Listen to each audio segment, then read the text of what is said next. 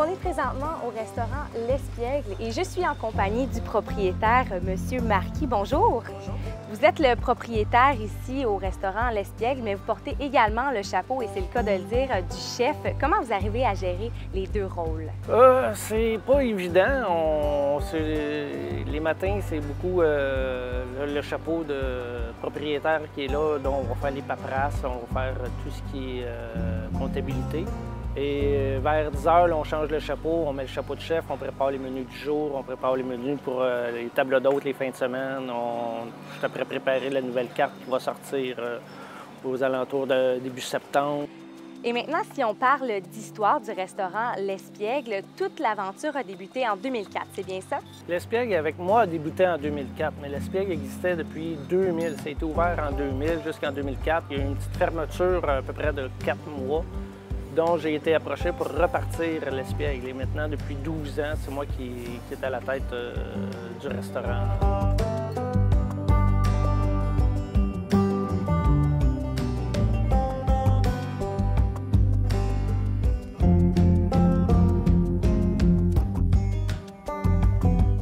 Et comme vous avez une panoplie de choses offertes ici, c'est quoi votre spécialité? Avez-vous un coup de cœur? La variété ici, j'essaie de toucher un peu à tout.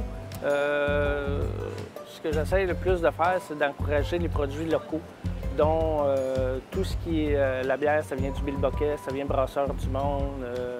Le canard vient de Canard Coq du Village à Saint-Pie. Le porc, ça vient dans le Gardien F. Ménard. Le lapin vient de Stansted. J'essaie vraiment de garder le côté beaucoup plus local, beaucoup plus régional. Les artichauts viennent de Sainte-Madeleine, mon vinaigre de fraise vient de Sainte-Madeleine.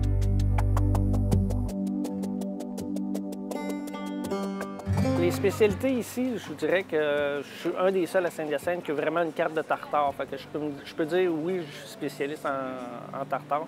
On a 6 choix sur la carte. Mais reste que le canard, saumon et le porc, ça reste les incontournables. Et est-ce que c'est possible d'y goûter? Ben oui, celui que je vais vous faire goûter aujourd'hui, c'est quelque chose qu'on ne voit pas souvent. Je pense que je suis un des seuls, sinon il y en a un à Sherbrooke qui le fait. C'est un tartare de lapin.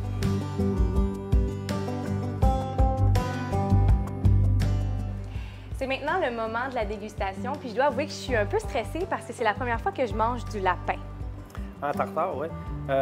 Pourquoi j'ai décidé de te faire goûter le tartare de lapin? C'est quelque chose qu'on ne voit pas souvent. Je pense qu'on est 2 dans la région à le faire. Il y en a un à Sherbrooke, puis il y a moi. Le lapin, oui, le monde sont stressés parce qu'ils ont peur à la salmonelle. Mais la bactérie n'existe pas dans le lapin, donc il est très propre à la consommation.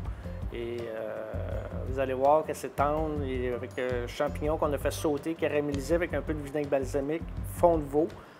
Et puis, on a rajouté un petit peu d'estragon dedans.